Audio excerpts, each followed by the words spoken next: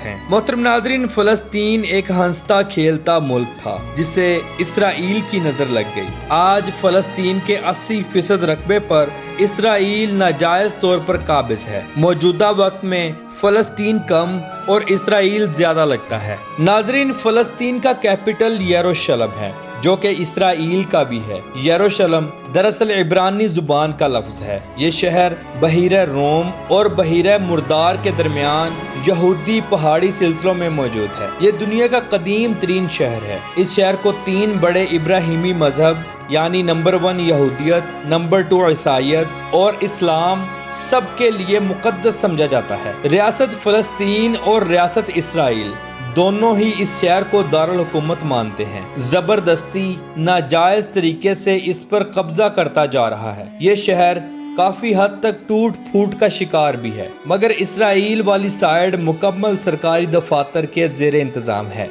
इस शहर में मुसलमानों का क़िबला अव्वल यानी बैतुल मुक़द्दस भी मौजूद है, जिस पर यहूदी कब्जा करना चाहते हैं। मक्का शरीफ और मदीना शरीफ के बाद बैतुल मुक़द्दस सबसे अजीम है। इस अहाते में मस्जिद अक्सा भी मौजूद है, जो मस्जिदुल हराम और मस्जिद नबवी के बाद तीसरे नंबर पर बनाई जाने वाली मुसलमानों की मस्जिद है। इस शहर का कुल रकबा 125.156 मुरब्बा किलोमीटर है और 2022 की आखिरी मरदमशुमारी के मुताबिक कुल आबादी 9,81,711 लोगों पर मुश्तमिल है। यानी यहाँ 1 किलोमीटर के अंदर 7800 लोग आबाद हैं। मोहतरम नाज़रीन, फ़लस्तीन का सबसे बड़ा शहर गज़ा है, जहाँ फ़लस्तीन की वाहिद बंदरगाह भी मौजूद है। ये गज़ा पट्टी दारुल हुकूमत यरूशलेम से शुमाल मगरिब की जानिब 76.6 किलोमीटर के फासले पर वाक़या है। इसे बहीरा रोम का साहिल लगता है। हमास के हमलों से पहले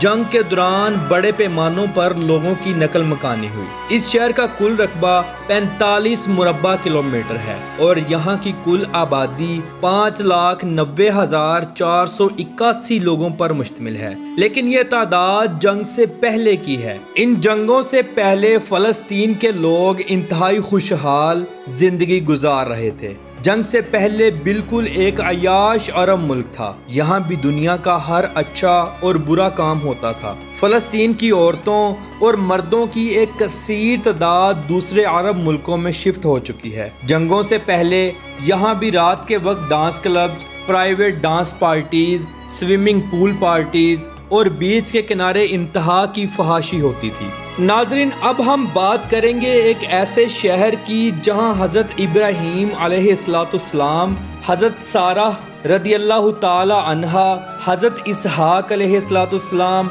और हज़रत याकूब अलैहिस्सलाम की कब्र मुबारक भी मौजूद है। आपके नॉलेज में इजाफा करता चलूं कि यहूदी हज़रत इब्राहीम अलैहिस्सलाम को भी मानते हैं। इस शहर का नाम हेब्रोन है, जहां इब्राहीमी मस्जिद मौजूद है जो आधी मुसलमानों के पास है और आधी यहूदियों के पास। ये इतनी बड़ी है। इस शहर की कुल आबादी 2,01,063 लोगों पर मुश्तमिल है। मोहतरम नाज़रीन, अब हम दुनिया के 5वें सबसे कदीम तरीन शहर नेबलुस की सैर करने जा रहे हैं, जिसे नेबलस भी कहा जाता है। ये शहर कदीम सकाफत रखता है। यहाँ के घर और बाजार देखने से ताल्लुक रखते हैं। इस शहर का कुल रकबा 28.6 मुरब्बा किलोमीटर है और कुल आबादी 1,75,000 लोगों पर मुश्तमिल है। कई सौ साल कबल बनाए गए बाजार और मस्जिदें आज भी मौजूद हैं। मोहतरम नाज़रीन, बैतुल मुक़द्दस के करीब एक ऐसा शहर जो तारीख से माला माल है। इस शहर का नाम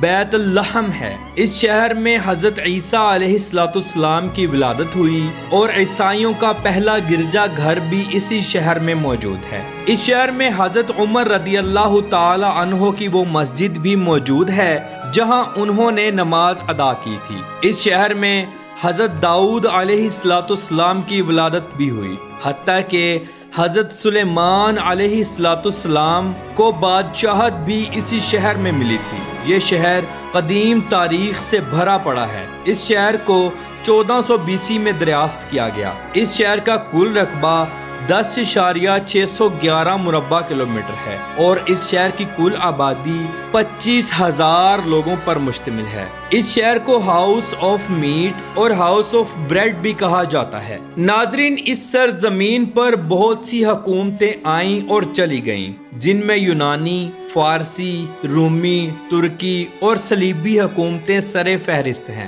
اسلام نے اس خطے کو 638 ہجری میں حضرت عمر فاروق رضی اللہ تعالی عنہ کے دور حکومت میں فتح کر لیا تھا۔ دوران مسلمان حکومت کے 1095 میں صلیبی قابض ہوئے اور جنگ جیت گئے۔ اس جنگ میں اچھی خاصی قتل و غارت ہوئی۔ یہ صلیبی جنگی سلسلہ 1291 تک چلتا رہا۔ پھر سلطنت عثمانیہ کے گھوڑے اٹھے، جنہوں نے راستے میں آنے والی ہر غیر مسلم قوت کو نیست و نابود کر دیا۔ 1516 میں عثمانیوں نے اس خطے کو فتح کر لیا۔ پہلی جنگ عظیم میں سلطنت عثمانیہ کی شکست کے دوران انگریزوں نے اس خطے کو فتح کر کے اپنی حکومت کو قائم کر لیا۔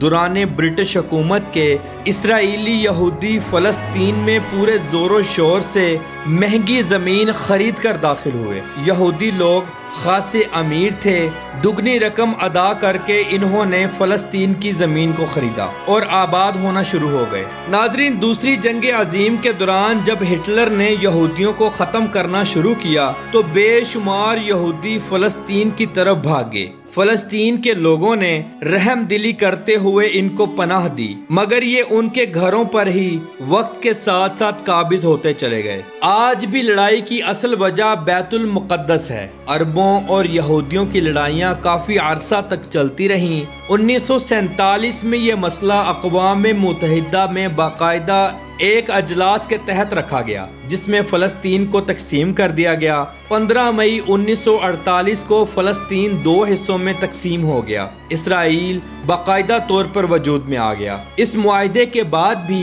عربوں نے بیت المقدس کی کئی جنگیں لڑیں، مگر اسرائیل ہمیشہ جیت حاصل کرتا گیا۔ یہ جنگ آج دن تک جاری و ساری ہے۔ فلسطین کی قومی زبان عربی ہے۔ فلسطین میں 3 کرنسیاں موجود ہیں۔ نمبر 1 ایجپشن پاؤنڈ، نمبر 2 اسرائیلی نیو شیکل اور نمبر 3 جارڈن دینار۔ اگر ہم غزہ کو دیکھیں تو بالکل سمندر کے سامنے ایک لمبی پٹی کی مانند یہ شہر ہے، جس کی بیک سائڈ پر ایک لمبی دیوار اور فرنٹ سائڈ پر سمندر ہے۔ یہ دیوار پورے غزہ کو کور کرتی ہے۔ دراصل یہ دیوار اسرائیل اور غزہ کے درمیان ایک بارڈر ہے۔ اس دیوار کو 1994 میں یہودیوں نے سیکورٹی پرپز اور قبضہ پلاننگ کے تحت تعمیر کروایا تھا۔ آج اگر کسی غزہ کے شہری کو بیت المقدس کی جانب جانا ہو تو ایک لمبے اور سنسان علاقے سے گزر کر جانا پڑتا ہے۔ غزہ کی دیوار کے دوسرے جانب اسرائیل ہے، جہاں ہر چیز کی فراوانی ہے، لیکن غزہ میں قلت پانی انتہا کی حد تک ہے اور دوران جنگ کھانے پینے کی تمام اشیاء کی بھی قلت ہے۔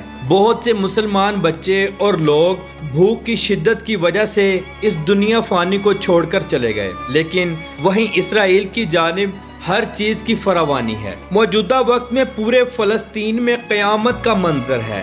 زیادہ تر گھر ٹوٹ پھوٹ کا شکار ہو چکے ہیں۔ اسرائیلی فوجیوں کا قبضہ ہے، حتیٰ کہ غزہ کی سمندری ساحلی پٹی اور بندرگاہ پر بھی اسرائیلیوں کا قبضہ ہے۔ ہم اللہ رب العزت کی ذات سے دعا کرتے ہیں کہ ہمارے فلسطینی بہن بھائیوں کے اوپر اپنا رحم فرمائے۔